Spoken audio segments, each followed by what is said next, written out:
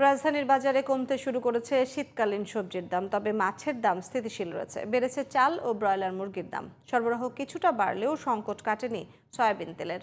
মাহি হাসানের রিপোর্ট। শীতের সবজির আমদানি বাড়ায় রাজধানীর বাজারে কমতে শুরু করেছে সবজির দাম। গাজর, শিম, ফুলকপি সহ বেশিরভাগ সবজি বিক্রি হচ্ছে 50 থেকে 70 টাকার মধ্যে। যেহেতু শীতকালীন সবজিগুলো আসতেছে, নতুন সবজি, অনেকটা সবজির দাম নিয়ন্ত্রণে। গেছের সপ্তাহ থেকে এই সপ্তাহ অনেক কম। ফুলকপি একটা 2 কেজি সাইজের একটা 40-50, আপনার সিম 30 টাকা, 50 টাকা, 40 টাকা এরকম। কিছুটা কমেছে পেঁয়াজের ঝাঁজ। আলুর দামও কমেছে কেজিতে 10 থেকে 15 টাকা। আলু এখন 75 টাকা করে বিক্রি হইতেছে, আর এমনি পেঁয়াজ বিক্রি হইতেছে 95 টাকা। আগে তো পেঁয়াজের দাম ছিল 130 টাকা, 120 টাকা। কয়েক মাসের চেয়ে আমার কাছে কম মনে হয়। সয়াবিন তেলের সরবরাহ কিছুটা বাড়লেও পুরোপুরি স্বাভাবিক হয়নি এখনো।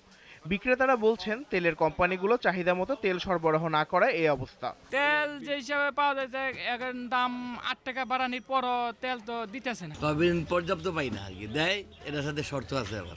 মাছের বাজার আগের মতোই স্থিতিশীল আছে, তবে ব্রয়লার মুরগির দাম বেড়েছে কেজিতে 10 থেকে 20 টাকা। ব্রয়লার মুরগি গত সপ্তাহ থেকে এই সপ্তাহ অনেক বাড়ছে। গত সপ্তাহ ছিল 180 টাকায়, এই সপ্তাহ হলো 200 টাকা, 210 টাকা। গত সপ্তাহে তো 180 টাকা ছিল, 70 টাকা ছিল, কিন্তু এই গত 3-4 দিন ধরে দাম অনেক বেড়ে গেছে। এদিকে জাতীয় রাজস্ব বোর্ডের শুল্ক প্রত্যাহারের প্রভাব কিছুদিন থাকলেও আবার বাড়তে শুরু করেছে চালের দাম।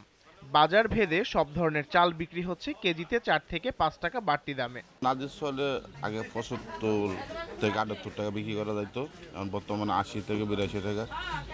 মিনিকেট 70-72 বিক্রি করা যেত, এখন 75 থেকে 76 টাকা বিক্রি করতে হয়। নানা পদক্ষেপ নেওয়া হলেও এখনো নাগালের মধ্যে আসেনি নিত্যপণ্যের দাম, ফলে ক্ষুব্ধ ক্রেতারা। সবই তো দাম বেশি। সবসময় বলে যে সাপ্লাই কম, এই সমস্যা ওই সমস্যা, এইসব সমস্যা দেখায়। খরচটাকে কেমনে মানুষ পোষাবে? চালের দাম বেশি, সোয়াবিনের দাম বেশি, পেঁয়াজের দাম বেশি।